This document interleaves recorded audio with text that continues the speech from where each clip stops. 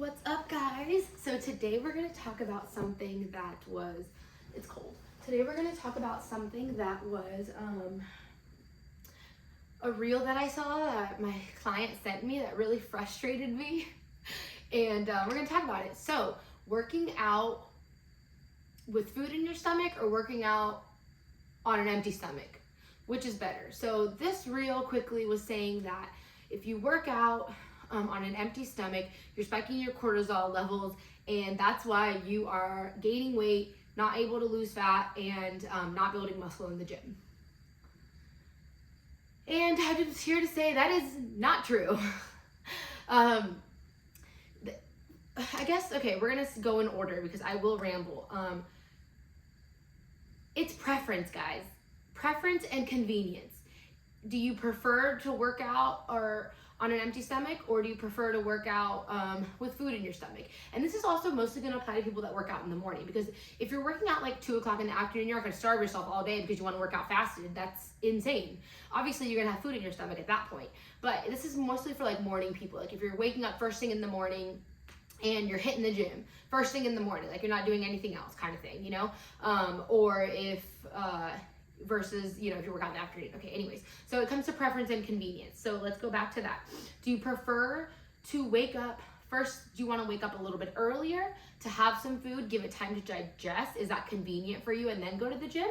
Or do you prefer just to wake up first thing in the morning, put your gym clothes on, and hit the door kind of thing? It's just preference and what's convenient for you, what you prefer. It's not going to stop you from losing weight. It's 100% not going to cause you to gain weight if you work out fasted or on an empty stomach. That's so irrational, it doesn't even make sense. Like, we got to use some common sense here, guys. When people are speaking in terms of absolute, or like there's no nuance or gray to what they're saying, they're not right, because there's this corner can be right and this corner can be right. So like with this, working out fasted versus working not fasted, they're both right. It's whatever you want to do. It's whatever is convenient for you. It's whatever you prefer. If you get lightheaded, if you work out first thing in the morning on an empty stomach, then it might make sense to eat, right? Like, come on. If you have to wake up so early to eat, that it's just gonna stress you out, and then you have to wait for it to digest before you hit the gym, and that's just an inconvenience for you.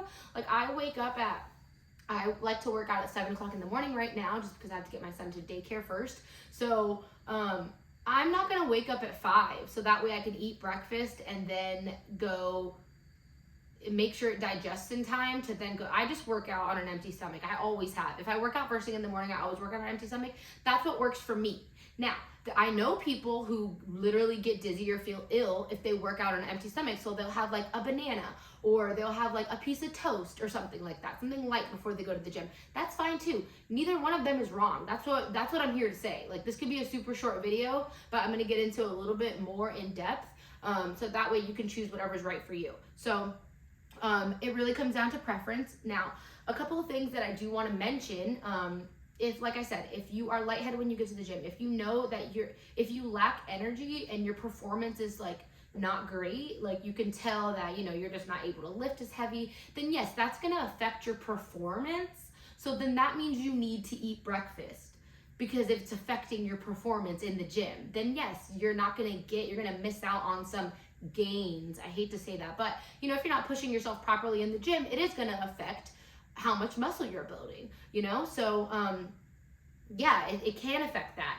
But what it is not going to affect is you gaining weight or your ability to not lose weight, because that has nothing to do. Your ability to gain weight or lose weight is completely tied into your calories in versus calories out, period.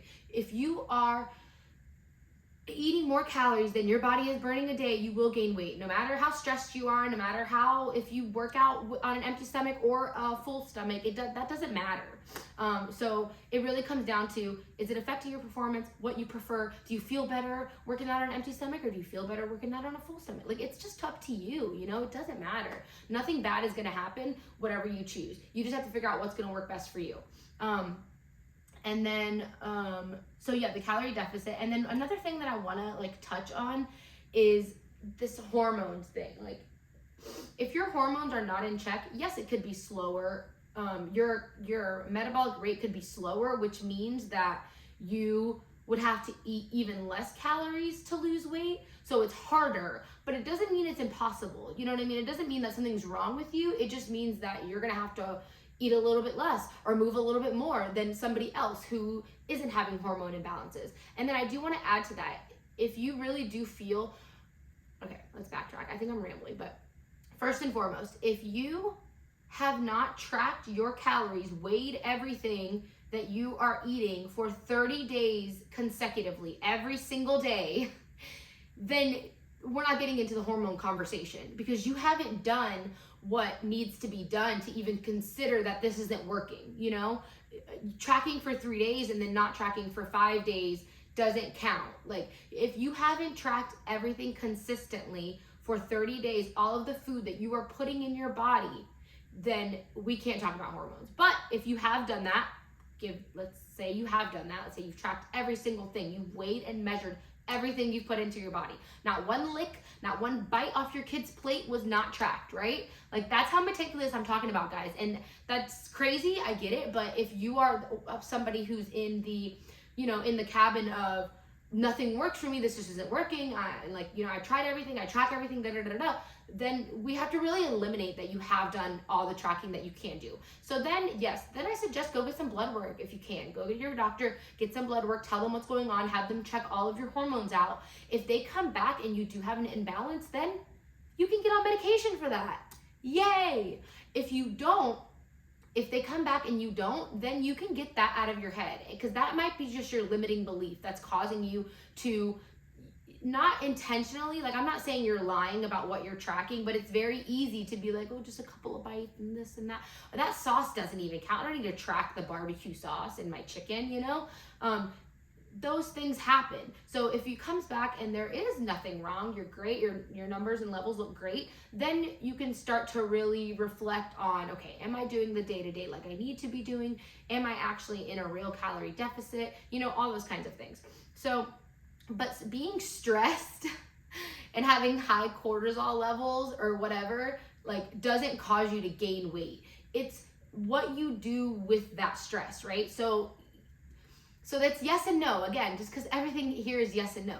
So if you are stressed and you are overwhelmed with work, life, kids, whatever, and you choose with that stress, you choose to eat extra, you know, sweets and desserts and have extra cocktails every day, and that stress causes you to not get your workout in, and that stress causes you to overeat, or that stress causes you to eat things that you normally wouldn't eat, and you gain weight, you can't blame the stress. The stress is like is it the symptom? But it's like what you're doing with that.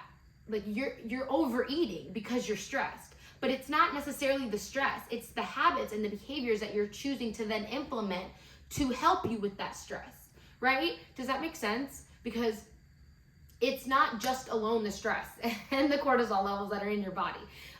If you are stressed, but you are still eating at maintenance, if you're trying to maintain your weight or in a calorie deficit or whatever, if you're trying to lose weight, you will still lose weight. Your body will not gain weight because you're stressed.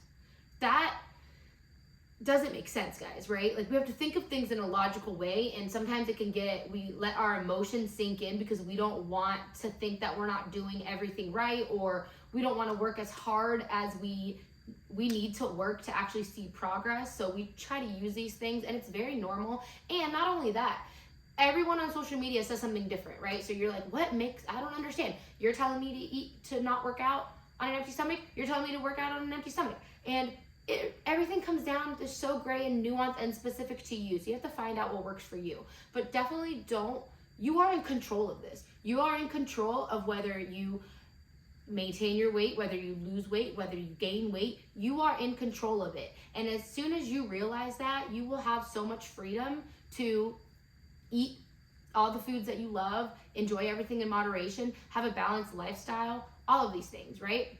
But to end, working out on an empty stomach does not cause you to gain weight and does not cause you to hold on to fat. Like, it doesn't. So, all right. I think that's it. I hope I got it all out. I know I kind of rambled a little bit. My notes were kind of sloppy. But yeah, I hope you got the point. And if you have any questions, just shoot me a message, comment, email me, whatever. Just get a hold of me. All right, bye.